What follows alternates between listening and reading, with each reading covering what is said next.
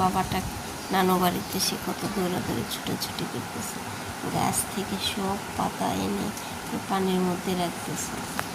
মেয়েদের আসলে বিয়ের পরে বাচ্চা হইলে মনে করেন বলার কিছু নাই।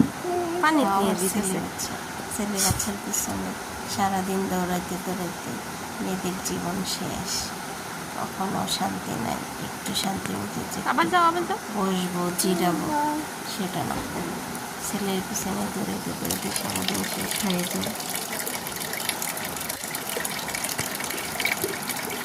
এখানে এখন পানি করতেছে, এখন পানি ধরে ধরে মুখে নেবে খাবে, হাত মুখে দেখছেন গাইস।